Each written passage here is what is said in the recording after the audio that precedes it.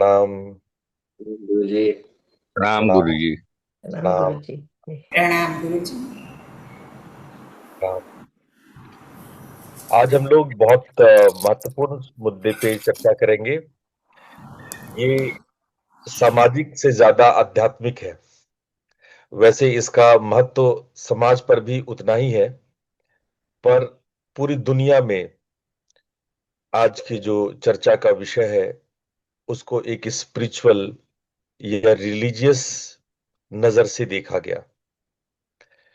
और दुनिया में हर कोने में, हर पंथ ने इसको सहृदय से अपनाया है।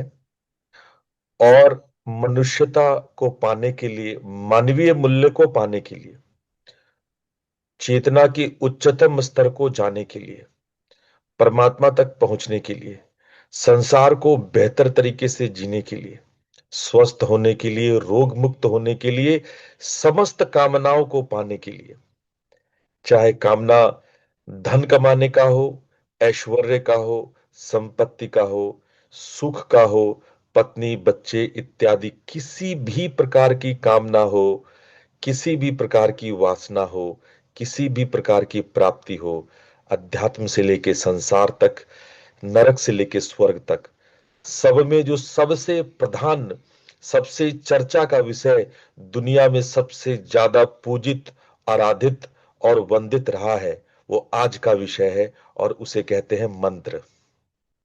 तो आज हम लोग मंत्र पे बात करेंगे कि मंत्र क्या है, मंत्र क्यों है, मंत्र कैसे है, मंत्र के बारे में सारे विज्ञान से लेकर उसके दर्शन को समझेंगे।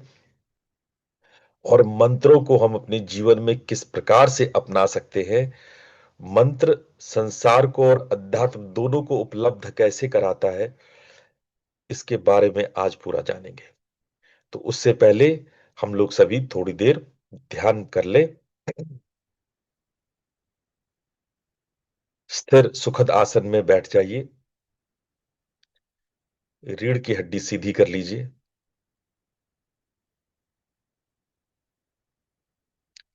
हाथों में मुद्रा लगा लीजिए और आंखें सहजता से बंद। पूरे शरीर को विश्रांत कीजिए, शिथिल कीजिए। एक बार सर से पैर और पैर से सर तक अपने आप को स्कैन कीजिए। जहां कहीं भी तनाव खिंचाव मालूम पड़े, शिथिल करते जाइए।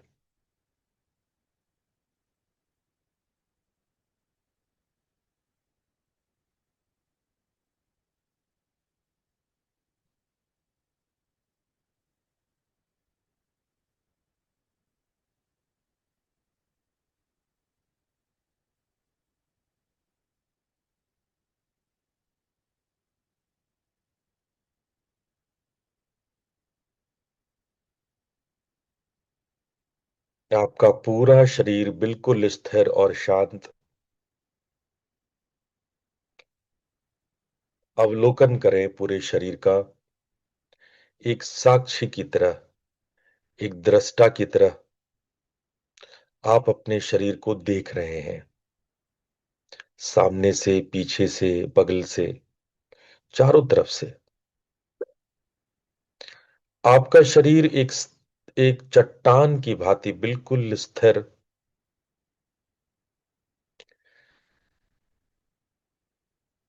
अब आप शरीर के भीतर देखिए, झांकिए। श्वास प्रश्वास, आप श्वास लेते हैं, श्वास फेफड़ों तक जाता है, प्राण ऊर्जा का संचार होता है। सजग बनिए अपने श्वास के प्रति। श्वास की गति, श्वास का तापमान, श्वास का स्पर्श और श्वास का अंतराल, सबके प्रति सजग बनिए। बहुत ढंग से श्वास को देखिए, एक एक आयाम को, सभी डायमेंशंस को महसूस कीजिए।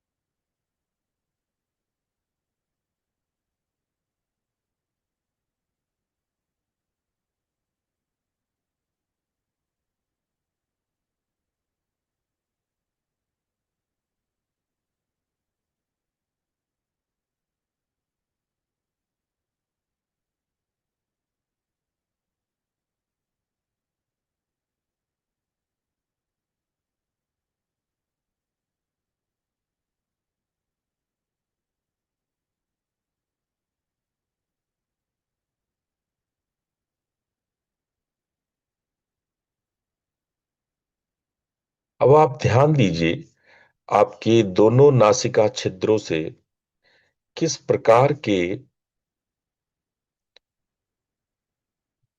स्पर्श को आप अनुभव करते हैं।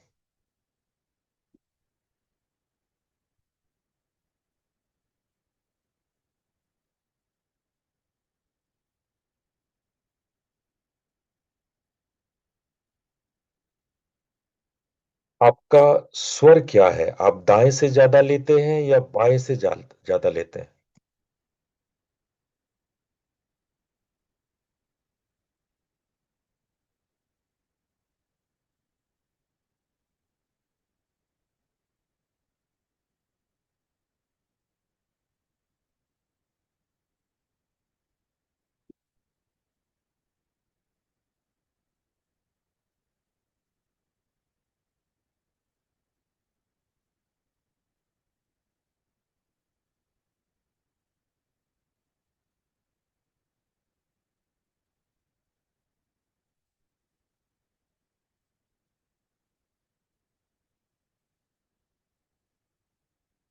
अब आप ध्यान दीजिए कि आपकी श्वास एक त्रिकोण बनाती है।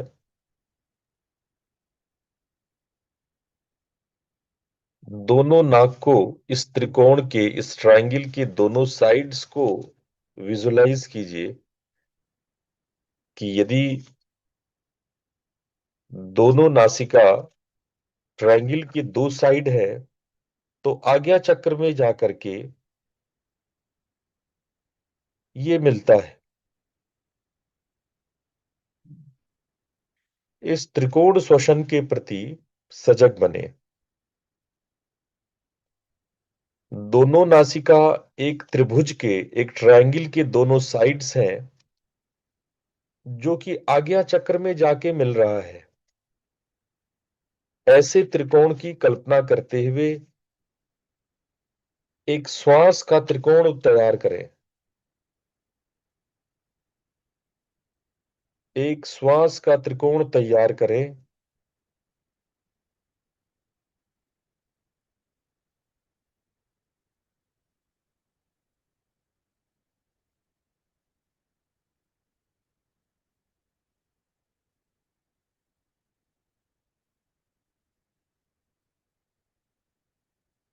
आप श्वास का त्रिकोण बना रहे हैं।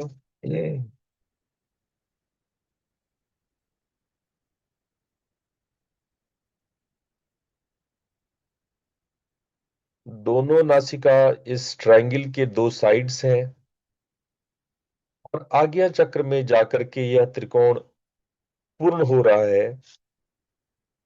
बड़े ध्यान से इस त्रिकोण श्वसन के प्रति सजग बनिए।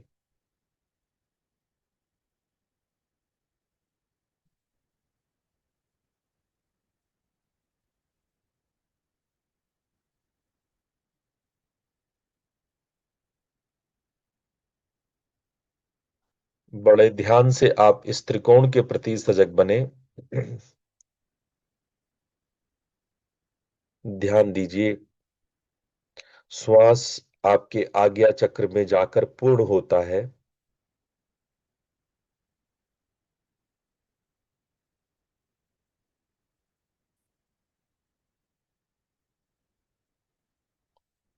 अब इस त्रिकोण के दोनों साइड्स को ऐसा मानिए जैसे प्रकाश से खींचा गया हो। श्वास में प्रकाश लाइए। यह प्रकाश एक बिंदु पर, भ्रूमध्य पर जाकर के पूर्ण होता है। वहां बहुत चमकीला बिंदु की परिकल्पना कीजिए जहां दोनों लाइंस, ट्रायंगल के दोनों लाइंस जाके मिल रहे हैं।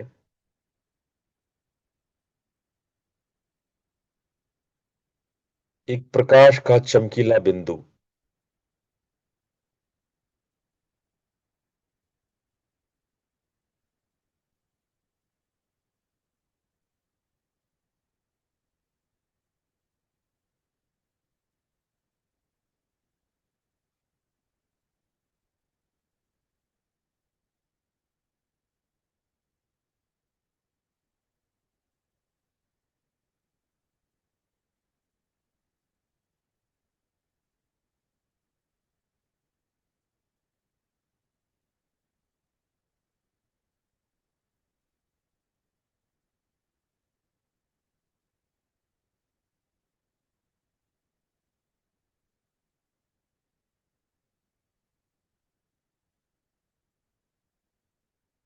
हर बार जब आप श्वास लेते हैं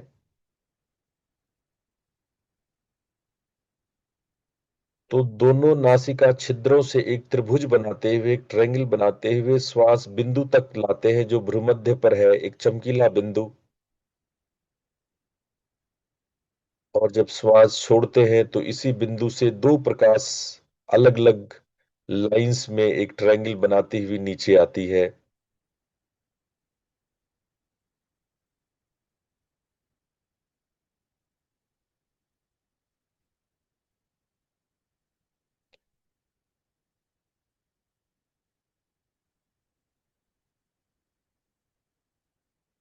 बड़े आराम से धीरे धीरे श्वास लें।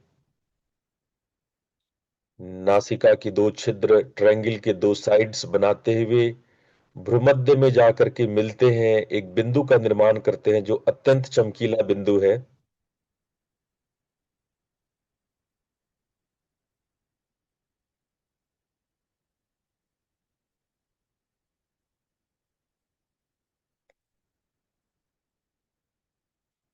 यह अभ्यास 1 मिनट और करें।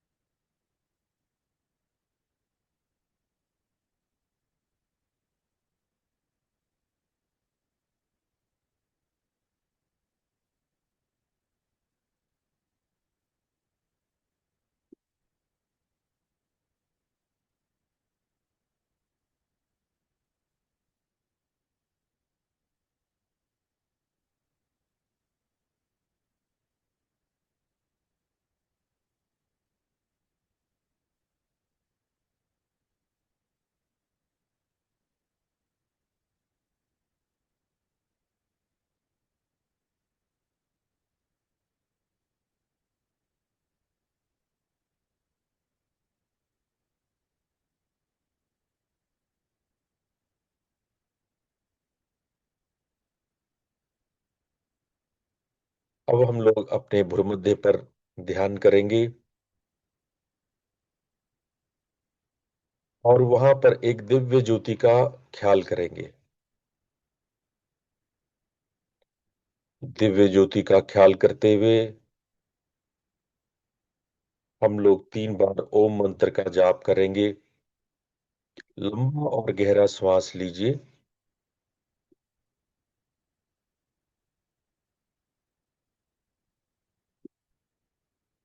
ओ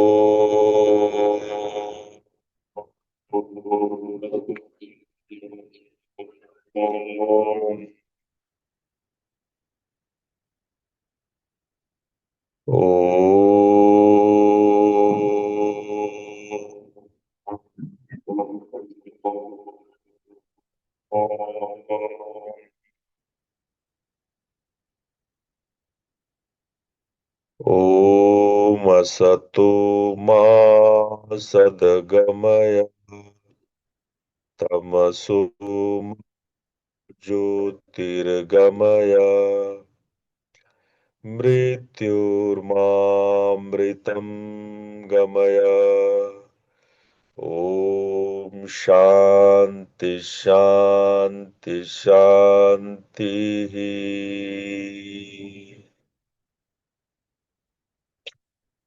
दोनों हथेलियों को आपस में रगड़िए और धीरे से अपनी आंखों पर रख लीजिए।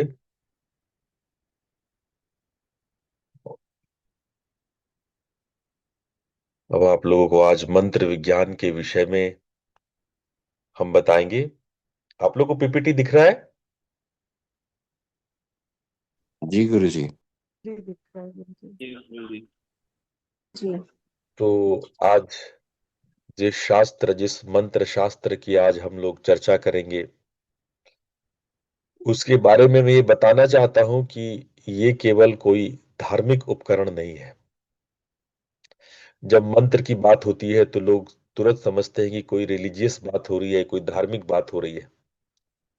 पर मैं आपको बताना चाहता हूं कि ये कोई धार्मिक चर्चा ही नहीं है। इसके अतिरिक्त मंत्र में जो विज्ञान छिपा है, वाइब्रेशन निस्पंदन के जो रहस्य छिपे हुए हैं, मंत्रों में जो स्मृति, मेमोरी मेमोरी कंसंट्रेशन, कॉन्शियसनेस, आपके डिटर्मिनेशन का, आपके प्रैक्टिसेस का जो एक समुच्चय छुपा हुआ है, आज हम उस पर भी चर्चा करेंगे।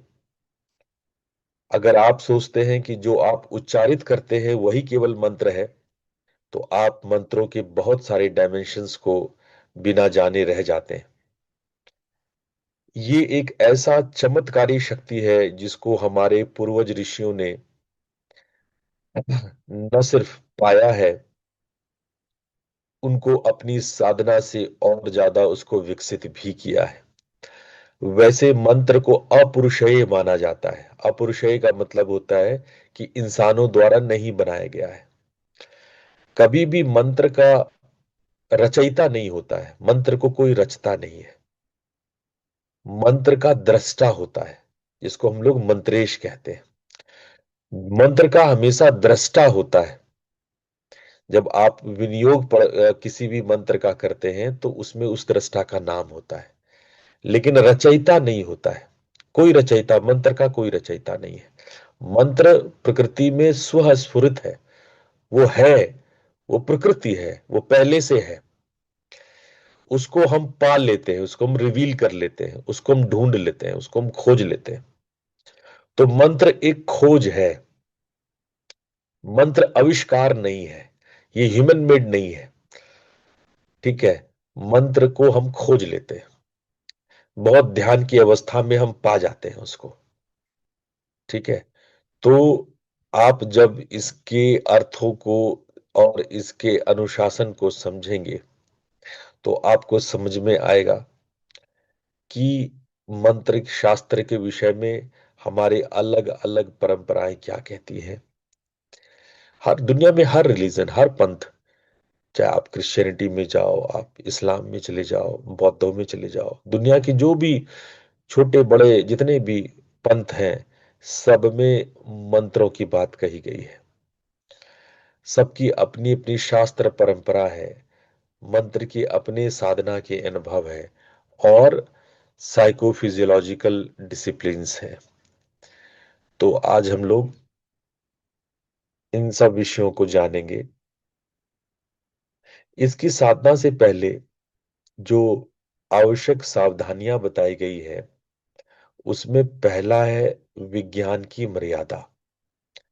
यानी कि हम जब कोई भी मंत्र करते हैं, वो प्रयोगशाला हमारा स्वयं का शरीर होता है। हमारे इस शरीर को प्रयोगशाला माने और स्वयं को वैज्ञानिक माने, और हमारे अंदर की चेतना के अलग अलग तत्वों को आप tools and operators and instruments माने, और अपने आकलन को, एनालिसिस को मेजरमेंट माने, तो आप मंत्र का अभ्यास करके गंभीर रिसर्च वर्क कर रहे हैं। लेकिन ध्यान रहे, यह प्रयोगशाला आपके भीतर है। आपका शरीर आपकी प्रयोगशाला है।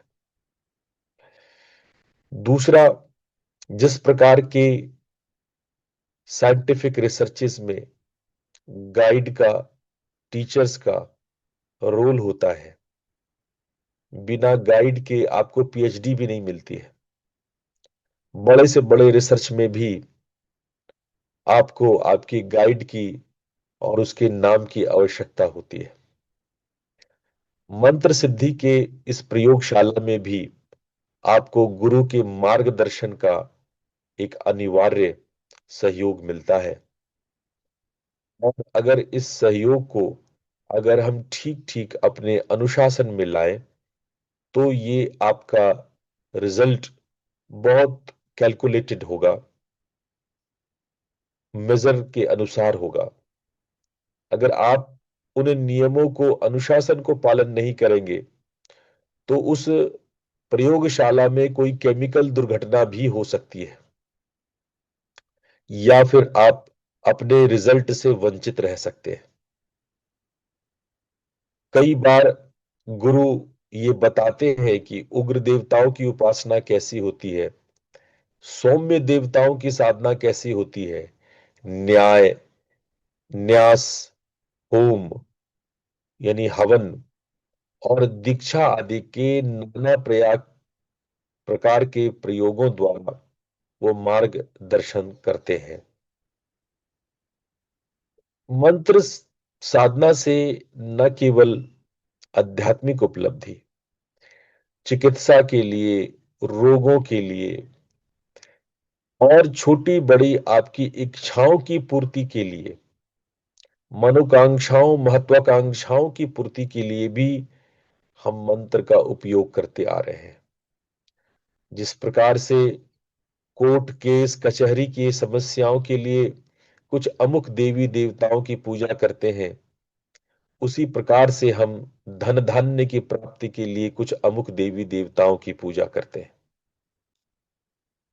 जीवन में कष्ट, पारिवारिक सुख, रिश्ते, प्रेम संबंध, पति पत्नी और बच्चों के लिए अमुक प्रकार के देवी देवता, रीति रिवाज और अलग अलग कर्म कांड द्वारा हम कुछ अमुक देवताओं की उपासना करते हैं। लेकिन इसमें एक बात का ख्याल रखना कि अगर हम लोग ये मंत्रों का प्रयोग बहुत तुच्छ और छोटी छोटी चीजों के लिए हम प्राप्त करने लगते हैं, तो हम तंत्र के उस मार्ग की ओर चल पड़ते हैं जो निषिद्ध है। कई बार तांत्रिक और मांत्रिक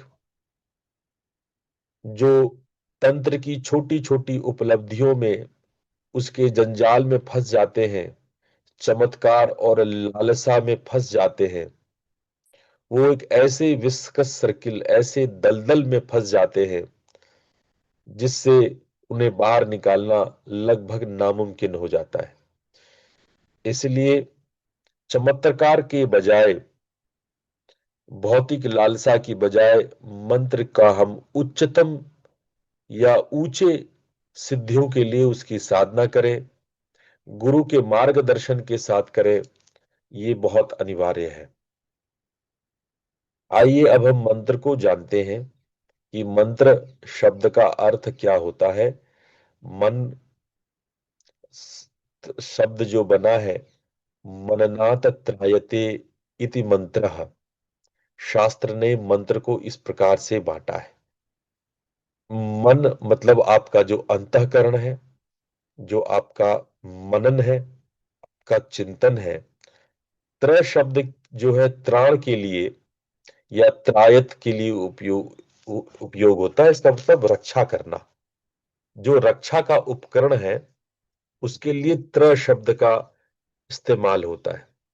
जो पार कराता है, जो रक्षा करता है, जो हमें भंवर से पार लगाता हो, वह उपकरण जो हमें पार लगाता है, मुश्किलों से पार लगाता है, रक्षा करता है, कवच बनाता है, उसके लिए त्र शब्द का, त्र मूल शब्द का संस्कृत में प्रयोग होता है। तो जब हम मंत्र शब्द बोलते हैं तो मनन द्वारा, मन के बार बार दोहराए जाने वाले को मनन कहते हैं। मनन मतलब किसी चीज को बार बार जब हम मन में दोहराते हैं, चिंतन करते हैं, मनन करते हैं, और मनन करने से जो साधक की रक्षा हो, जिस प्रकार की मनन करने से साधक की रक्षा हो, जिस प्रकार का मनन करने से हम अपने दुखों से बेड़ा पार हो, संसार के इस भंवर जाल से पार हो, कष्टों से पार हो, उस मनन को, मन के उस अभ्यास को, मन के उस यत्न को, प्रयत्न को हम मंत्र कहते हैं। मन कुछ प्रयत्न करता है, कुछ यत्न करता है, और उस वो यत्न पार लगा देती है। तो मंत्र क्या है? मन का कुछ प्रकार का प्रयास है। अब मन से हम क्या प्रयास करते हैं? कई बार हमें लगता है कि मन से हम लोग शब्द का उच्चारण करते हैं। हम शब्दों को, शब्द भी माध्यम है। आप याद रखना, मंत्र में हम केवल शब्द ही नहीं बोलते, मंत्र में और भी चीजें होती है। मंत्र में कई बार हम किसी रूप को, किसी अर्थ को, किसी ज्ञान को भी हम भावित करते हैं। ऐसा मत समझना कि केवल शब्दों को दोहराने को मंत्र कहते हैं। मन के वे प्रयोग जो आपको पार लगा दे, रक्षा कर दे, कष्टों से दूर कर दे, दुख से दूर कर दे, तो मन के वो प्रयत्न, उस प्रयत्न में वो कुछ विशिष्ट भावनाएं भी आएंगी, कुछ विशिष्ट ज्ञान के चिंतन भी आएंगे। आप ये मत समझ लो केवल शब्द का बारंबार उच्चारण कर दिए। किसी ने मुझसे पूछा विदेश में कि क्या अगर हम टेबल टेबल टेबल को उच्चारण करें, या चेयर चेयर, या ग्लास ग्लास ग्लास, तो क्या उसका इफेक्ट होगा? है ना? आप कुछ भी लिख सकते हैं, pen pencil, book, book book, खूब उच्चारण कीजिए। क्या कुछ शब्दों के उच्चारण रटने, दोहराने मात्र से चमत्कार होती है? क्या मंत्र का प्रयोग कुछ खास शब्दों के उच्चारण भर से बातें हो जाती है? नहीं। दुर्भाग्य से बहुत सारे हमारे कुछ महात्मा लोगों ने इसको पॉजिटिव में आंसर दे दिया। इसीलिए जब मैं यूरोप में मंत्र पे लेक्चर कर रहा था, तो लोगों ने कहा फला फला संत तो ऐसा बोलते हैं।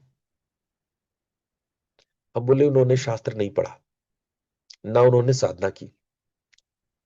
जब आप शास्त्र भी नहीं पढ़ोगे, आप साधना भी नहीं करोगे, तो मंत्र की ऐसी उल जलूल व्याख्या करोगे। मंत्र किसी शब्दों को दोहराने मात्र को नहीं कहते। हम शब्द के पीछे भी आज जाएंगे,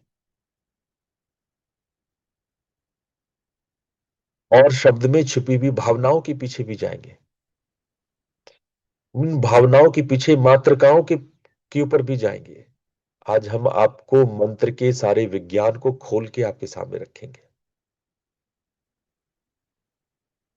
तो ये मंत्र जो है मन का उपकरण है, टूल है, इंस्ट्रूमेंट है, जिससे मन की रक्षा होती है। दुख से आप दूर होते हैं, संसार के बेड़ा पार करते हैं। चित्त का जो विक्षेप है, जो अंतराय है, वो नष्ट होता है। तो आपको चार स्तर आज समझाने की कोशिश करेंगे। क्या मंत्र ध्वनि की साधना है या भाव की साधना है? हम मंत्र में भाव पकड़ते हैं या ध्वनि पकड़ते हैं? वेरी गुड क्वेश्चन, आज डिस्कस करेंगे। आज हम ये जानेंगे कि इसका चेतना या देवी देवता जो मंत्र के शक्ति मानी जाती है, उससे इसका क्या संबंध है। इन सब विषयों पर आज हम चर्चा करेंगे।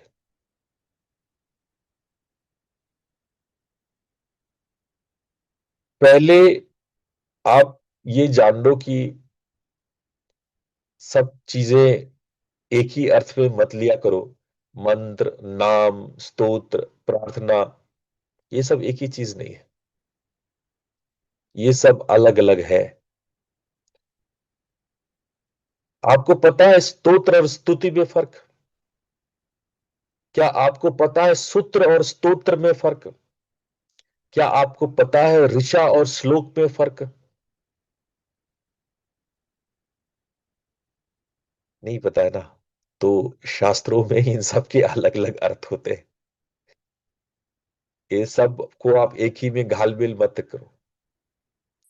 गीता में श्लोक है, गीता के श्लोक मंत्र नहीं है। वेदों के जो वाक्य लिखे हुए हैं वेदों में वो ऋचा है, वो श्लोक नहीं है। You need to understand the differences. मंत्र का मतलब होता है एक खास तरह का वाइब्रेशन पे सेटल किया गया, ध्वनि पर सेटल किया गया एक खास सर्किट। अ सर्किट, जैसे आपके कमरे में, आपके घर में एक करंट के लिए, इलेक्ट्रिसिटी के लिए सर्किट्स बने हुए हैं ना, वैसी ही सर्किट तैयार की गई है। जो सर्किट्स है वो मंत्र है, उसमें खास करंट दौड़ता है, मंत्र में भी ऊर्जा दौड़ता है। जैसे इस सर्किट में इलेक्ट्रिसिटी सर्किट के अनुसार पंखा चला देती है, सर्किट के अनुसार बल्ब जला देती है, वही इलेक्ट्रिसिटी कभी लाइट एनर्जी कभी काइनेटिक एनर्जी में बदलती है, एसी में वो थर्मल एनर्जी में बदल जाती है। उसी प्रकार से अलग अलग सर्किट यानी अलग अलग मंत्र, जब उसमें ऊर्जा आपके प्राण प्रवाहित होते हैं तो आपके प्राण अलग अलग प्रकार के ऊर्जा को विसर्जित करती है। इलेक्ट्रिसिटी काइनेटिक एनर्जी में रूपांतरित होती है, उसी तरह से आपके प्राण अलग अलग सिद्धियों में, अलग अलग शक्तियों में रूपांतरित होती है। तो आप समझो मंत्र को एक प्रकार का सर्किट, जिसमें ऊर्जा का, जिसमें इलेक्ट्रिसिटी का, जिसमें आपके भीतर के प्राण का एक खास तरह का मूवमेंट होता है, जिससे कि पूरी सर्किट तैयार होती है और ऊर्जा का रूपांतरण होता है। इसको हम लोग ध्वनि शक्ति संरचना कहते हैं।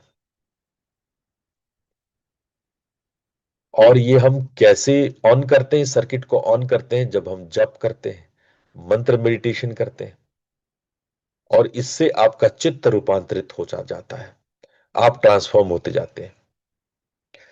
कई लोग नाम शब्द बोलते हैं, नाम। ये नाम बहुत इंपॉर्टेंट पार्ट है। ये नाम कई बार देवताओं के अलग अलग सामर्थ्य स्वरूप को अभिव्यक्त करने के लिए कहा जाता है। बड़े ध्यान से समझना। जैसे हम लोग कहते हैं विष्णु सहस्त्र नाम। विष्णु सहस्त्र नाम का मतलब यहां क्या हुआ? विष्णु, भगवान विष्णु के हजार नाम। ये हजार नाम क्या है? उनके हजार अलग अलग तरह की विभूतियां, शक्तियां, सामर्थ्य। भगवान विष्णु के हजार नाम उनके हजार अलग अलग सामर्थ्य को दर्शाता है। जैसे ललिता सहस्त्र नाम, मां ललिता देवी भगवती राजराजेश्वरी के अलग अलग विभूतियों, अलग अलग हजार शक्तियों के बारे में बताता है। तो नाम क्या है? नाम है अलग अलग सामर्थ्य, शक्ति, विभूति और विशेषता। पहले जो हम लोगों का भी नामाकरण जो होता था ना, वो हमारे भीतर की कुछ विशिष्टता और ऊर्जा की शक्ति को प्रदर्शित करता था। जैसे जो राशि का नाम है, आप जब एस्ट्रोलॉजिकली पहले लोग निकाल लेते थे कि कौन सा वर्ण, इस व्यक्ति का वर्ण, इस बच्चे का जो जन्म हुआ है उसका वर्ण क्या है, और वर्ण के आधार पे आपका नामकरण होता था।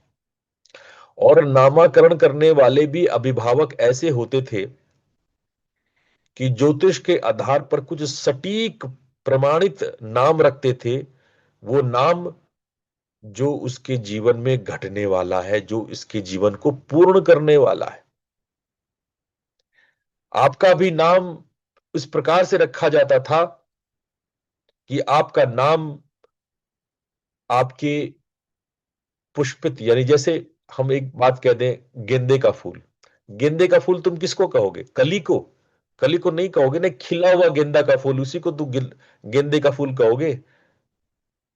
तो जब आपका नाम होता था तो जो आपका पूर्ण पुष्पित पल्लवित चेहरा जो है, जो पूर्ण रूप से खिला, कंप्लीटली ब्लॉसम, आप पूरी तरह से जब खिल जाओ तो कैसे होगे, वो आपका नाम बताता था। ऐसे सुंदर नामकरण की विधि हमारे सनातन धर्म में है। अभी क्या है, अभी गुड्डू, चुन्नू, पप्पू, लल्लू ऐसे नाम रख देते हो आप। ढपलू, डिल्लू, कैसे नाम है ये? और ये किस प्रकार के संस्कार आपके बना रहे हैं?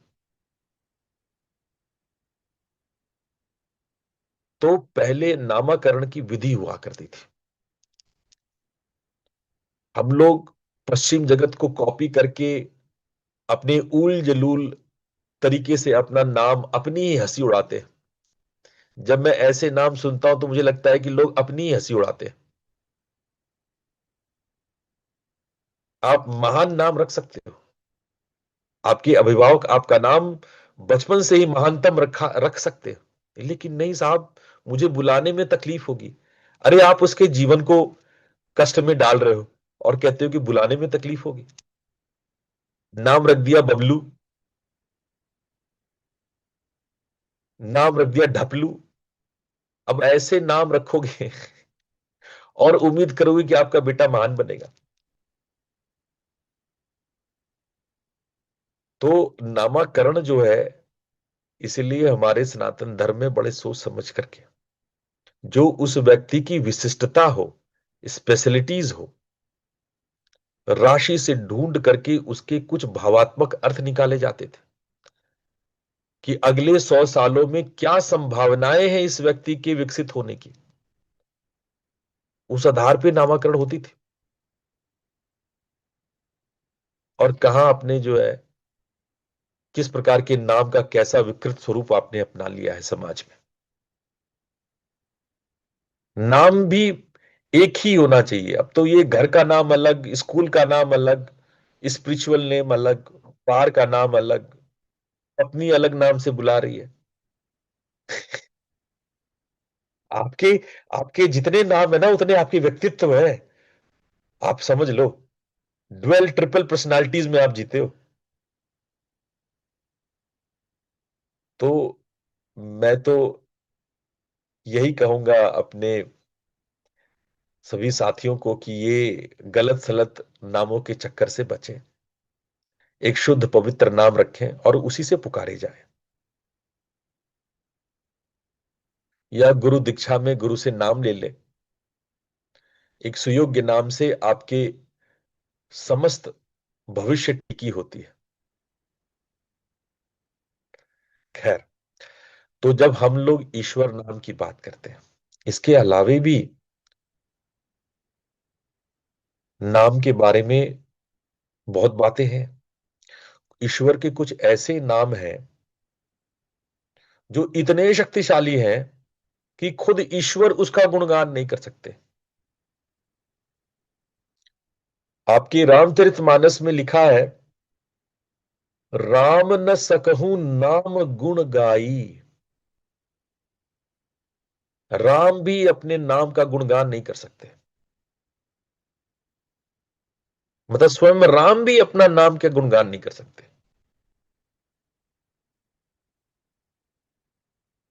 तो जब नाम रखा जाता है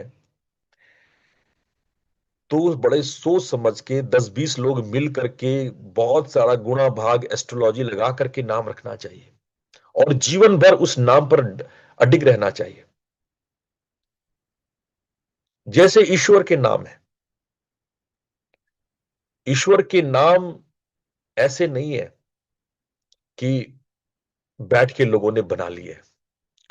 कुछ ईश्वर के नाम तो ऐसे शाश्वत नाम हैं जो प्रकृति प्रदत्त है, जो उनको मिल ही गया है।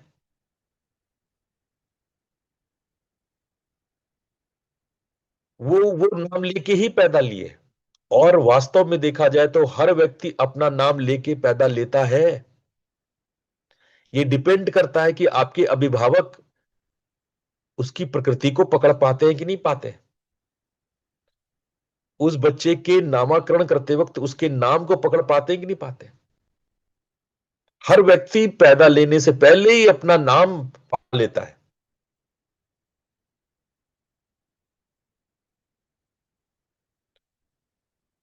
और ईश्वर भी जब अवतरित हुए, जब वो मैनिफेस्ट हुए, तो नाम लेकर के ही मैनिफेस्ट हुए। इसलिए उनके नाम का संकीर्तन होता है, उनके नाम का स्मरण किया जाता है, उनके नाम से भक्ति होती है, नाम में शरणागति होती है। नाम का मतलब जिसका मैनिफेस्ट हो, जिसका रूप हो। जिसका रूप है उसका नाम है, जिसका नाम है उसका रूप है। बिना रूप के नाम नहीं, बिना नाम के रूप नहीं। रूप और नाम दोनों होता है। आप सुमिरन करते हैं, मंत्र करते हैं। सुमिरन में जब आप नाम जपते हैं तो रूप के साथ जपते हैं। ऐसा हो ही नहीं सकता है कि नाम हो और उनका रूप ना हो। ऐसा कोई मंत्र नहीं है, ऐसा कोई नाम नहीं है। वो ना कर पाए वो अलग बात है, पर ऐसा कोई नाम नहीं है जिसका रूप नहीं है। अगर अनाम है तो वो अरूप भी है, अलख भी है। अगर वो अलख है इसलिए वो अनाम है। और आपकी यात्रा नाम से अनाम की ओर होती है। लखना मतलब दिखना। जो दिखने वाला जगत है, लखने वाला, लखना मतलब दिखना। उससे अलख में जाना है। अलख अनामी। अलख को अरूपी भी कहते हैं,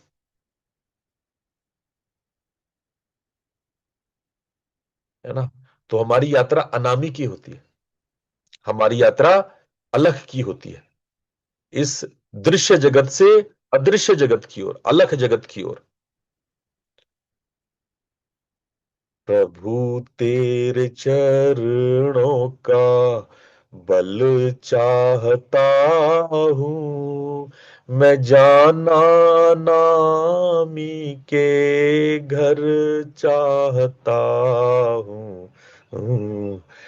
गुरु तेरे चरणों का बल चाहता हूँ, मैं जाना नामी के घर चाहता हूं। तो अनामी के घर। अब स्तोत्र, स्तोत्र किसको कहते हैं? इस स्तोत्र कहते हैं जब हम लोग किसी का गुणगान करते हैं, किसी का महात्म्य बोलते हैं, किसी के बारे में स्तुति करते हैं, किसी की महिमा गाते हैं। और जब उसकी महिमा गाते हैं तो उसका स्तोत्र होता है ना। तो अलग अलग स्तोत्र में उस देवता की महिमा का, उसका गुणगान किया जाता है। इससे आपके अंदर भक्ति आती है, चिंतन आता है, भाव डेवलप होता है ना। प्रार्थना क्या है? जब आप बहुत हृदय से, बहुत विनम्रता से, बहुत निवेदन करते हैं,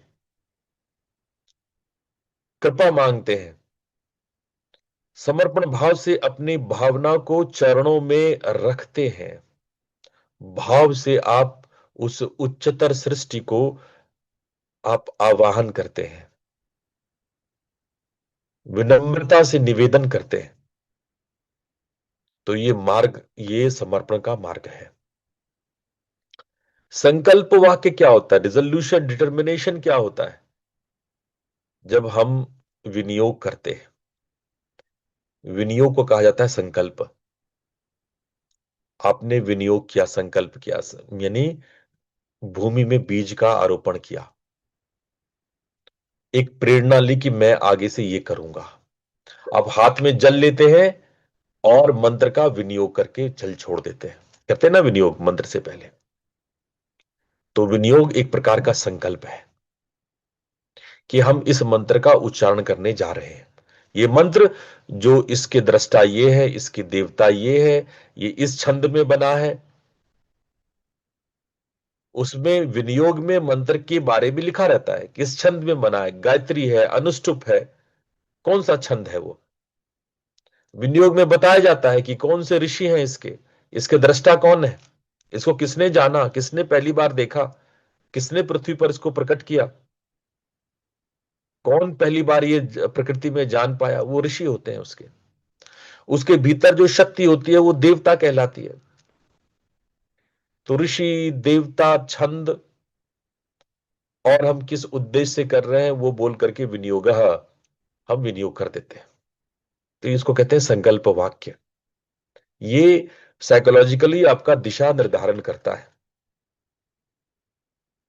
अब हम मंत्र के 5 आयाम के बारे में, महत्व के बारे में बताना चाहेंगे। मंत्र का आध्यात्मिक, धार्मिक, मानसिक, सांस्कृतिक और नैतिक, ये 5 मूलभूत आयाम हैं। निश्चित रूप से आध्यात्मिक को पहला मानना चाहिए, क्योंकि मंत्र आपके अध्यात्म के सभी रास्तों को खोलता है और आपकी चेतना को परिष्कृत करके, पवित्र करके उच्चतर स्थिति में लाता है। ये रिलीजियस भी है। धर्म के अनेक अनेक जो पंथ हैं उसमें ये अपनाए गए हैं। संप्रदाय में अलग अलग तरह की जो संध्या, पूजन, संस्कार, दीक्षा, वैदिक, तांत्रिक इत्यादि तरीके से यज्ञ की जाती है, होम की जाती है। दुनिया भर में अलग अलग तरीके से, जैसा पंथ है वैसा उसके रिचुअल्स हैं, कर्मकांड है। हम उस रिलीजन को जीवित रखने के लिए उसमें निहित देवी देवता को, शक्ति को हम सुचालित करने के लिए, संचारित करने के लिए, उसको एक्टिवेट रखने के लिए, उसको स्टिमुलेट करने के लिए हम ये धार्मिक कर्मकांड के रूप में मंत्रों का सदुपयोग करते हैं। इसके अलावा मानसिक, मन के अत्यंत प्रकार के रोगों को, मानसिक बीमारी, भटकाव, अवसाद, मार, अपस्मार, नकारात्मक जो एबनॉर्मल आपकी साइकोस्टेट हो जाती है, जो ट्रेट्स हैं आपके, जो आपकी डिस्ट्रक्टिव थॉट्स जो आपको बीमार कर रही है, बहुत बीमार कर रही है, उन सब को, यही नहीं बल्कि जो आपकी इंस्टिंक्ट है उनको भी कंट्रोल करने के लिए मंत्र का सदुपयोग किया जाता है। सांस्कृतिक रूप में हम समाज को साधने के लिए भी मंत्रों का इस्तेमाल करते हैं। जैसे विवाह, यज्ञोपवीत, संस्कार, उत्सव, दिवाली, दशहरा जब आप करते हैं तो नाना प्रकार के मंत्र देवताओं को प्रसन्न करके हम लोग उस उत्सव को एक खास स्वरूप देते हैं, एक शक्तिशाली स्वरूप देते हैं। ये आपके भीतर नैतिकता का प्रसार करती है, जिसमें विनय, संयम, सजगता, करुणा, सत्य, प्रियता, जो साधक के लिए यम और नियम है, उन सब का विकास होता है। तो हम अगर इसके शास्त्रीय आधार पे जाएं तो हम देखते हैं कि वेदों से चल करके उपनिषद में, उपनिषदों से चल करके गीता में, तंत्र आगमों में और पौराणिक लोक भाषाओं में मंत्र चारों तरफ विस्तृत हुआ है हमारे भारत में। जहां ऋग्वेद के सूक्त, यजुर्वेद के याज्ञ, जिसको यज्ञ मंत्र कहते हैं, सामवेद के सामगान और अथर्ववेद के शांति मंत्र, ये सब मंत्र वैदिक काल में इतने गाए गए, पूजे गए, उसका कंपन आज भी इस धरा पर मौजूद है। इसमें स्वर, ऋषि, छंद, यज्ञ संबंधी बातें वेदों में आपको मिल जाएगी। वहीं उपनिषद काल में जब ये ब्रह्म ज्ञान में बदलता गया तो प्रणव साधना, उद्गीत साधना और नाना प्रकार के बीज मंत्रों की साधना फैलती गई। गीता में जहां जप, नाम संकीर्तन, यज्ञ, ये फैलता चला गया और हम लोग धीरे धीरे भक्ति भाव में, प्रेम रस में, कर्म योग और भक्ति योग के साथ, ज्ञान योग के साथ, तीनों कर्म भक्ति और ज्ञान तीनों योग के साथ हम मंत्र को साधने लगे। तंत्र के काल में हमने बीज मंत्रों को और ज्यादा एनर्जेटिक बनाया।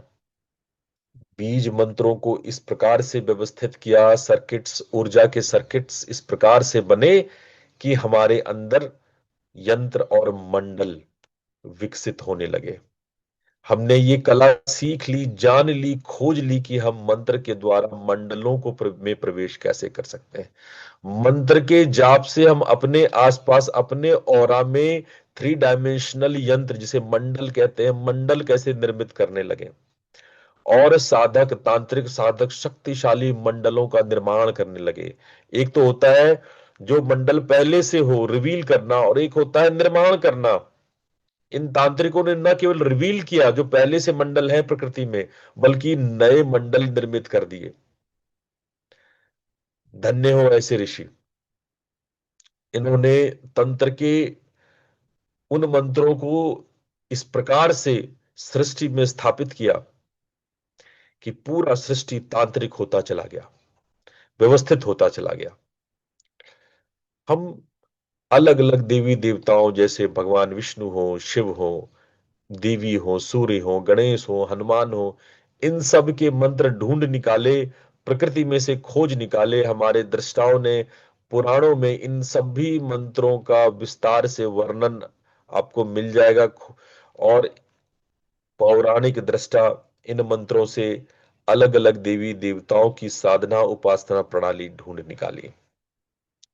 अब आते हैं थोड़ा विज्ञान में, कि हम इसके विज्ञान को थोड़ा समझें कि ध्वनि, चित्त और चेतना ये कैसे मंत्र के आधार बन जाते हैं। अगर हम पारंपरिक दृष्टि से देखें तो हम कहते हैं कि मंत्र जो आया है उसका केंद्र है शब्द ब्रह्म। शब्द ब्रह्म, जैसे गुरुदेव राम आचार्य शर्मा की एक पुस्तक है, शब्द ब्रह्म नाद ब्रह्म। दिख रहा है आप लोगों को?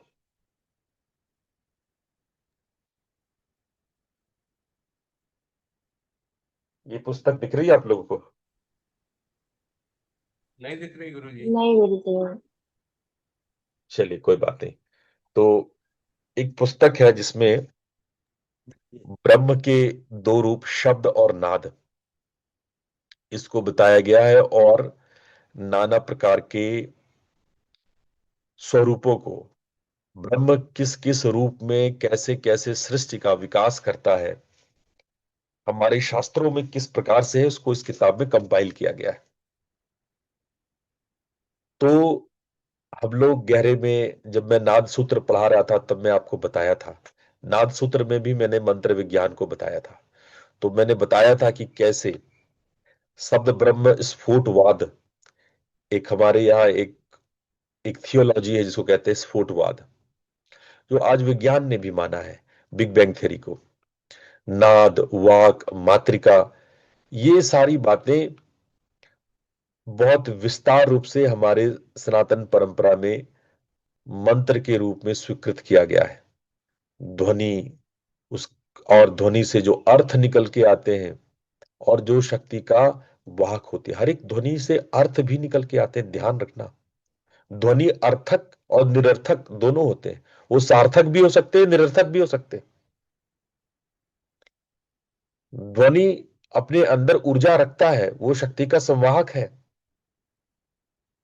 अगर हमें ठीक ठीक उच्चारण का स्थान, उसकी आवृत्ति, श्वास का समन्वय, ये तीनों को हमने उस शक्ति के संवहन से जोड़ दिया तो मंत्र शक्तिशाली हो जाते हैं।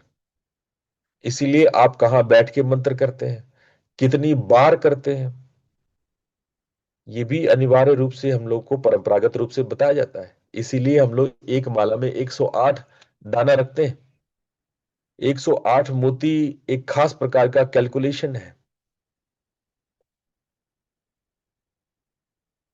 और अगर हम अपने चारों ओर 27 नक्षत्रों को, जो हमारे 360 डिग्री चारों ओर फैला हुआ है, उसको चारों क्षेत्रों में, चारों आयामों में विभाजित करते हैं और उसको 4 से गुना करते हैं, तो ये 27 चौका 108 होता है।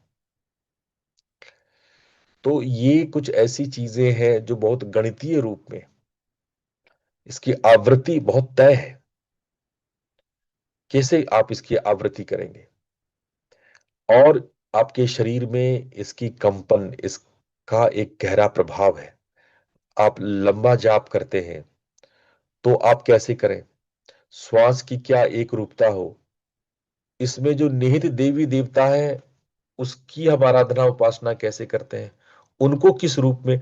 जैसे मां काली के 100 से ज्यादा मंत्र हैं, लेकिन हर मंत्र में मां काली के अलग अलग रूपों का ध्यान किया जाता है, एक ही रूप का नहीं। तुम ये मत समझो हर मंत्र में मां काली जीव निकाल करके और आंखें चौड़ी करके होती है। ऐसा नहीं है। मां काली का मतलब जीव बाहर निकला हुआ, आंख लाल, ऐसा नहीं है। मां काली के भी अलग अलग रूप है।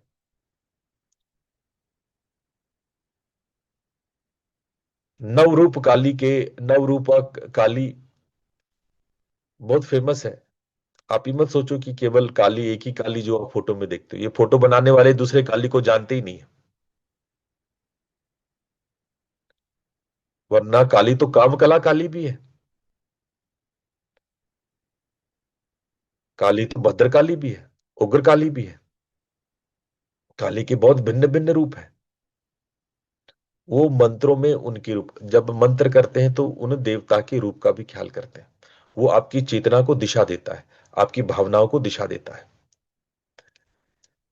तो आप अगर ये प्रैक्टिसेस करते हैं तो एक्चुअली, अगर हम साइंस के दृष्टिकोण से देखें, तो पैरासिम्पैथेटिक रेगुलेशन होता है। और दूसरा, जो हृदय से जो वैगल एंगेजमेंट है आपके हार्ट से, वो बढ़ता है। आपका जो अटेंशनल सेटिंग है, जो अटेंशन होकर के आप बैठते हैं, मंत्र करते हैं, इससे आपके विचारों की रिपीटिशन कम होती है। और इस रिपीटिशन से आपके न्यूरल पैटर्निंग में चेंजेस आते हैं। आपके अंदर में अगर ग्रुप में कर रहे हैं मंत्र, साथ में चैंटिंग कर रहे हैं, तो जो ग्रुप रेजोनेंस बढ़ता है और एक दूसरे के साइकोलॉजी ट्रेड्स का, गुड इन गुड सेंस, अच्छे ट्रेड्स का प्रभाव एक दूसरे को पड़ता है। अगर अगर 10 लोग, 20 लोग, 100 लोग बैठकर अच्छी बातें सोचते हैं तो आपके भीतर अच्छे संस्कार का विकास होता है। और यही 100 लोग बुरी बात सोचेंगे, बुरी कामना करेंगे, तो सबके अंदर बुराई भी वैसे ही फैलता है। तो जब आप सामूहिक रूप से मंत्र करते हैं, सामूहिक रूप से संकीर्तन करते हैं, तो निश्चित रूप से आपके अंदर छुपी हुई, दबी हुई, खोई हुई धार्मिकता का विकास हो जाता है। आप ज्यादा सामर्थ्यशाली और शक्तिशाली हो जाते हैं। आपके वाक के 4 स्तर होते हैं। वाक यानी यही नहीं जो आप बोलते हैं, शब्द कह लो, इसको नाद कह लो, ध्वनि कह लो, है ना, धुन कह लो, आवाज कह लो। इसके 4 स्तर हैं: परा, पश्यंती, मध्यमा और बैखरी। आज चलते चलते इसकी व्याख्या हम करते चलें। कल यहीं से हम लोग शुरू करेंगे कि ये आपके भीतर का ये परा, बैक, परा, पश्यंती, मध्यमा और बैखरी, जो आप लोग आसानी से, जो 20 हर्ट्ज से 20,000 हर्ट्ज की ध्वनि आपकी कान सुन सकती है, जो आपकी कान सुन सकती है उसको बैखरी कहते हैं। पर यह मत समझना कि वही आवाजें हैं जो आप सुन सकते हैं। आवाजें और भी हैं जो आप नहीं सुनते। आपके शरीर में ही बहुत सारी आवाजें हो रही है जो मध्यमा है, जो बहुत ध्यान दे के सुनेंगे, सुन लेंगे आप। जो 0 से 20 हर्ट्ज के बीच में होता है। वो सुन लेंगे, बहुत ध्यान देंगे उसको हम लोग। जो 0 से 20 हर्ट्ज की ध्वनि है उसको हम लोग मध्यमा ध्वनि कहते हैं। लेकिन कुछ ऐसी ध्वनि है जो अनाहत है, जो अनहद है, जो शून्य से भी नीचे है, जो हद शून्य हद से भी नीचे है। हड्स तो बना है जहां जो दो दो चीज के टकराने से ध्वनि होती है। यहां हड्स का यूनिट भी फेल हो जाता है। 0 हर्ट्ज के नीचे की ध्वनि है, नेगेटिव हर्ट्ज की ध्वनिया है। जो पश्चंती ध्वनिया है, नेगेटिव हर्ट्ज की ध्वनिया है। ये दो चीज के टकराने की आवाज नहीं है, किसी घर्षण किसी रगड़ की आवाज नहीं है। ऐसी ध्वनियों को पश्चंती ध्वनिया कहते हैं। ये आवाज सिर्फ ध्वनि नहीं है, इसमें प्रकाश भी है। एक्चुअली प्रकाश सूक्ष्म रूप में ध्वनि है और ध्वनि सूक्ष्म रूप में प्रकाश है। प्रकाश और ध्वनि में कोई अंतर नहीं है। जब आप प्रकाश को सुनने लगे तो समझ लेना कि आप पश्चंती ध्वनि सुनने लगे। आप में आप में बल्ब जल रहा है, ट्यूबलाइट जल रहा है, सूर्य जल रहा है, दीपक जलाते, अगर ये रोशनी की आवाज आप सुन लो, ये लकड़ी की आवाज, जो जलने वाली लकड़ी की आवाज नहीं। हर पता है, अग्नि भी अलग अलग होता है। पेट्रोल की अग्नि, घी से जलाते हैं उसकी अग्नि, किसी लकड़ी से की अग्नि, किसी कोयले और तांबे की अग्नि। सब अग्नि के भी अलग अलग आवाजें हैं। सब अग्नि भी अलग अलग है।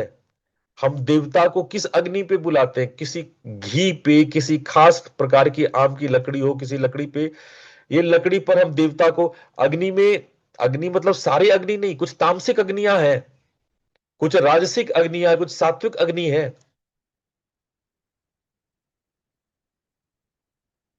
हम हर अग्नि पर देवता नहीं बुलाते।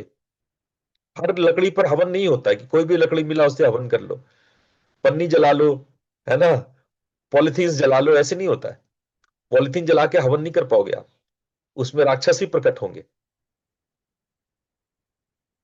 तो आपको यह ध्यान रखना पड़ेगा कि किस प्रकार की अग्नि जला रहे हो आप। हम लोग मोमबत्ती क्यों नहीं जलाते? क्योंकि मोम जो है वो पेट्रोलियम प्रोडक्ट है। जो आपका कैंडल है, मोम है, वो पेट्रोलियम प्रोडक्ट है। और जो भी मिट्टी का तेल है, जो मिट्टी का तेल का उत्पाद है, वो उपास्य या देवताओं के नहीं होते। आप कैंडल जला करके भूत प्रेतों को तो आकर्षित कर सकते हैं, देवताओं को नहीं कर सकते। इसीलिए हमारे यहां देवस्थल में कैंडल नहीं जलाए जाते। जहां भूत प्रेतों की पूजा होती है वहां कैंडल जलाए जाते हैं। लेकिन जहां भी देवताओं की उपासना होगी वहां अग्नि पेट्रोलियम प्रोडक्ट नहीं होंगे। ये सब बातें जानकारी के लिए आपको बता रहे हैं। तो हर अग्नि की अलग अलग आवाजें हैं। हर अग्नि पश्चंती ध्वनि उत्पन्न कर रहा है। जितने भी ग्रह नक्षत्र तारे सितारे, ये सब अग्नि ही तो है। इन तारों में से आवाजें आती हैं, इन ग्रहों में से आवाजें होती है, सूर्य की अपनी आवाज है। इन आवाजों को सुनना पश्चंती ध्वनि है। और इनसे भी इतर, इनसे भी सूक्ष्म, इनसे भी सूक्ष्म स्तर पे जो आवाज है जिसको हम पराग ध्वनि कहते हैं, वो परम चेतना की आवाज है। वो विशुद्धतम चेतना की आवाज है। वो अग्नि की आवाज नहीं है। वो अग्नि और प्रकाश से परे उस परम सत्ता की आवाज है जिससे कोई चीज मैनिफेस्ट होता है। वो उस स्रोत की आवाज है जिससे सृष्टि होती है। ऐसे 5 स्रोत हैं, और अगर पूरी की पूरी मिला ली जाए तो 16 स्रोत है। हम 16 में से 5 स्रोतों की उपासना करते हैं। इसीलिए 5 परात ध्वनियां मानी जाती है और कुल मिलाकर के 16 परात ध्वनियां होती है। लेकिन पश्चंती तो अनंत हैं, लाखों करोड़ों हैं।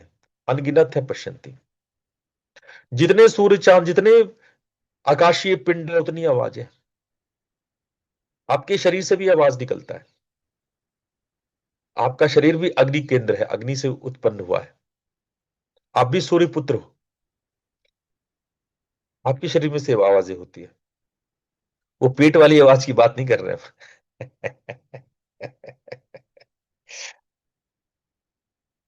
हाँ प्रवीण जी पूछे। प्रणाम गुरुदेव। हाँ पूछे। हाँ जी, आपने ये प्रशांति का भी बोला था कि ये नेगेटिव हर्ट्स की दुनिया है। हाँ, जी, इसको थोड़ा सा और एक्सप्लेन करें। मैं कल, अब तो समय हो गया है। नेगेटिव हर्ट्स मतलब कि वो ऐसी आवाजें, दो दो चीज के टकराने से जो भी हर्ट्स की कल्पना की गई, जो यूनिट्स बनाए गए, जी। तो हमने यही जाना था, हमारे वैज्ञानिकों को यही पता था कि कोई दो चीज के टकराने से ध्वनियां निकलती है। तो उन्होंने सूक्ष्म से सूक्ष्म ध्वनि को 0.0001 यानी 10⁻⁶ से शुरू किया था, हर्ट्ज से शुरू किया था, जो सबसे कमतर ध्वनि थी। लेकिन वो भी किसी रगड़ से उत्पन्न हुई थी, वो भी किसी न किसी दो चीज के आपस में, इसको कहते हैं ग्रिड ध्वनि, ग्रिड ध्वनियां थी। ग्रिड ध्वनि उसको कहते हैं जब दो तरंगे आपस में मिलती है, और जब मिलती है तो एक तीसरी तरंग बनती है, उसको ग्रिड कहा जाता है। तो उसको ग्रिड ध्वनियां कहते हैं। तो जब भी हड्स ने, हड्स एक वैज्ञानिक थे दरअसल, उन्होंने ये परिकल्पना रखी थी। बाद में जो साउंड के वैज्ञानिक थे, उन्होंने जितने भी साउंड को वो लोग कैलकुलेट कर पाए, वो सब ग्रिड थे। GRID, ग्रिड बोलते हैं। यहाँ दो तरंगे आपस में टकराती है और तीसरी तरंगे, ये दो अलग अलग तरंगों को में साउंड नहीं है। उसको फोटोन लाइट माना गया, उसको रोशनी मानी गई, उसको फोटोन्स कहे गए कि वो लाइट पार्टिकल्स हैं, उसमें ध्वनियां नहीं है। तो उसको हर्ट्ज में गिनती नहीं होती। जब हम ये नेगेटिव हर्ट्ज बोल रहे हैं, तो हम उस फोटोन की बात कर रहे हैं, उस लाइट पार्टिकल्स की बात कर रहे हैं जो पश्यन्ति। पश्य मतलब देखना, टू सी, पश्य मतलब होता है टू सी। जैसे विपस्सना शब्द है, पश्य का मतलब क्या होता है? देखना, प्रकाश, रोशनी। तो जब पश्यन्ति शब्द जब हम कर रहे हैं, तो उसका मतलब हम प्रकाश की बात कर रहे हैं। वो आवाज जो प्रकाश है, जिसको हड्स साहब ने या हड्स की जो ध्वनि विज्ञान ने इसको काउंट नहीं किया, इसको ध्वनि में काउंट ही नहीं किया। इसीलिए जो हड्स की ध्वनि होती है वो मध्यमा और बैखरी में होती है। लेकिन जब हम अनाहत की बात करते हैं, तो अनाहत पश्यन्ति और परा होती है। जब हम नाद साधना की बात करते हैं, तो ध्यान रखना, हम पश्यन्ति और परा साधना की बात करते हैं। नाद का मूल साधना पश्यन्ति और परा होता है। नाद साधना बाहरी रूप में भले ही हम बैखरी को कह दें, बाहरी रूप में भले ही हम मध्यमा को नाद साधना कह दें, पर वो रियल, वास्तविक अर्थों में, यथार्थ अर्थों में, जिसे शास्त्र कहते हैं नाद साधना, वो नाद साधना नहीं। नाद साधना शुरुआत ही होती है पश्यंती से। इसलिए हम कहते हैं नाद साधना तुम्हारी शुरू होगी जब तुम बिंदु भेदन करोगे, जब बिंदु को पार करोगे। बिंदु से पहले कोई नाद वाद साधना, तो वो प्रिपेयर कर रहे हो अपने आप को। This all preparations. जब तक आप हर्ट्ज सुन रहे हो, 0 हर्ट्ज तक है, तब आप प्रिपेयर ही कर रहे हो। आप alpha beta theta delta gamma, ये सब जितने भी वेव्स आप बायोन्यूरल वेव्स सुन रहे हो, ये सब प्रिपरेशन, ये नाद साधना है नहीं, ये प्रिपरेशन है। नाद साधना की तैयारी है। इसे कुछ पाओगे ही नहीं। हो सकता है कि थोड़ी सी मेंटल जो है आपको रिलैक्सेशन मिल जाए, कुछ मन पे, कुछ शरीर पर कुछ प्रभाव पड़ जाए, कोई आध्यात्मिक लाभ नहीं होने वाला है। आध्यात्मिक लाभ के लिए तो तुमको नेगेटिव हर्ट्स में जाना पड़ेगा, अनाहत ध्वनियों में उतरना पड़ेगा, अनहद ध्वनि में उतरना पड़ेगा। और ये अनहद ध्वनि में उतरना, यही हमारे पुराने से पुराने ऋषियों ने, मध्यकालीन भारत के संतों ने इसको गाया, इसको बताया। चाहे वो कबीर साहब हो या नानक साहब हो, इन्होंने इसी अनाहत, अनहद ध्वनि के बारे में लोगों को सजग किया। तो ये नाद जो है, या जो हमारी आध्यात्मिक साधना जो संत मत में है, चाहे वो कबीर पंथी में हो या सिख पंथ में हो, मौलिक रूप से इनकी साधना नाद साधना ही है। यही अनाहत अनहत ध्वनि की साधना ही है, जिसको नानक सहित 10 गुरुओं ने पाया और कबीर और रायदासी संप्रदाय ने इसकी उपासना साधना की। ये वही नाद साधना है। तो नाद साधना जब भी बात होती है तो उसी खास तरीके की जो प्रकाश, जो फोटोन्स और उसके वाइब्रेशंस, उसके कंपन, और उससे इतर वो 16 या पंच पराध्वनियां, यही इन संप्रदायों का मूल केंद्र है। ठीक है। जी, धन्यवाद। श्रीनिवास जी पूछते हैं, is there any real validity to the astrological belief that first letter of a name carries specific power और इन्फ्लुएंस? भाई रियल वैलिडिटी है तभी तो मैं बोल रहा हूं। मैं आपसे यहाँ पे झूठ का प्रसार थोड़ी कर रहा हूँ श्रीनिवास जी। मैं कभी कोई बात शास्त्र से बाहर बोलता ही नहीं हूं। मनगढ़ंत कोई बात नहीं बोलता श्रीनिवास। इसका रियल वैलिडिटी है, जापान पे इस पे काफी रिसर्च हुए हैं। आप जापान के रिसर्चों को, जो साउंड के रिसर्चों को आप देखें। अगर विज्ञान में विश्वास करते हैं तो ऐसे हजारों रिसर्च हुए हैं जिसकी कोई काउंटिंग नहीं है। काउंटलेस रिसर्च हुए हैं इस पे, और हर देश में हुए, है ना। और पहले लेटर, नाम का पहले लेटर जो राशि से एस्ट्रोलॉजिकल आया है और उसका खास प्रभाव पड़ता है, इस पर भी काफी रिसर्चेस हुए हैं। बीएचयू में इसके रिसर्चेस हुए हैं। बनारस हिंदू यूनिवर्सिटी में इसके रिसर्चेस हुए हैं कि जब आपके नामाकरण की जाती है, नामाकरण में जो राशि का नाम होता है, राशि के नाम से क्यों आपका, कुछ लोग जो है राशि के नाम से नाम नहीं रखते। ऐसे भी कुछ लोकाचार हैं, कुछ ऐसे भी परिवार हैं, अगर आपकी तुला राशि र अक्षर है तो र अक्षर से नाम नहीं रखेंगे। क्यों? क्योंकि उनको ऐसा लगता है कि जब र अक्षर से नाम रख देंगे तो इसके कुंडली में जो जो कष्ट है वो तो आएगा ही आएगा, लेकिन अगर हम नाम चेंज कर दे तो शायद वो ना आए। तो तुला राशि के र अक्षर से नाम नहीं रख करके किसी और नाम से रख देते हैं, लेकिन जो कष्ट आपको आना है वो तब भी आता है चाहे आप नाम रखें या ना रखें। और उल्टा ऐसा हो करके ये ज्यादा विकृत रूप में आता है। तो ये बहुतों की मूर्खता है जो एस्ट्रोलॉजिकल, कई कई सारे एस्ट्रोलॉजिकल जो है मूर्खता भी डेवलप हुई है बहुत सालों में। और वो जो एस्ट्रोलॉजिकल इल्यूजन्स या मिथ्स जो डेवलप हुए हैं कि राशि के नाम से नहीं रखना है क्योंकि उससे कष्ट कम हो जाएंगे, ये मिथ है। ये वो मूर्खता है जो बहुत सारे परिवारों ने किया है। बिल्कुल राशि के नाम से ही रखना चाहिए और सार्थक नाम रखना चाहिए। निरर्थक नाम, गुल्लू मुल्लू मत रखो नाम, ढंग का नाम रखो। तो आपके नाम में आपके, आप कितना खिल सकते हैं, आप कितना परिष्कृत हो सकते हैं, आप किस रूप में ब्लॉसम हो सकते हैं, आप गुलाब के फूल हो या गेंदे का फूल हो, यह तय हो जाता है। लेकिन नाम ही, एक का नाम मैंने सुना था, उसने अपना नाम रखा था सोहदा। मैंने पूछा भाई तुम्हारे माता पिता ने क्यों ऐसा अत्याचार कर दिया, तुम्हारा नाम के आगे सोहदा रख दिया? सोहदा का अर्थ मालूम है क्या होता है? सोहदा का अर्थ होता है दुष्ट प्रवृत्ति का इंसान, गलत प्रवृत्ति का इंसान, धोखेबाज। और मैं बता दूं, भले ही वो लड़का बहुत कुछ हो सकता था, लेकिन चूंकि उसका नाम सोहदा था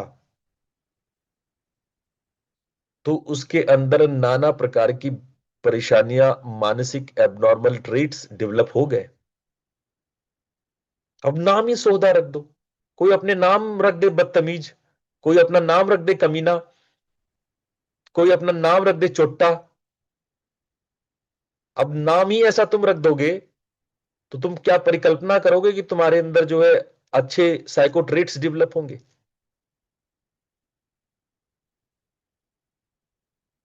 तो श्रीनिवास जी, ये नाम का महत्व है और इस पर काफी रिसर्चेज हो चुके हैं। और जब मैं ये बात आपको कह रहा हूं तो बहुत ऑथेंटिकेट होके कह रहा हूं, यूं ही चलते फिरते नहीं कह रहा हूं आपको। ठीक है। Yes, sir. I've asked because I couldn't find a name that I like, which also starts with an astrological letter for my kids. That's the reason I've asked. Okay, so you need to find some good astrologer who can find your real Rashi, real astrological word, and then might be you can get a spiritual name, and that spiritual name could be your best name for your life. Okay, dear. Yeah, thank you. Thank you. आज यहीं पर पूर्ण करते हैं, कल हम लोग फिर सुबह 6 बजे मिलेंगे। आप सब लोग का बहुत बहुत धन्यवाद, प्रणाम। धन्यवाद। प्रणाम। प्रणाम गुरु जी। प्रणाम गुरु जी। प्रणाम गुरुदेव।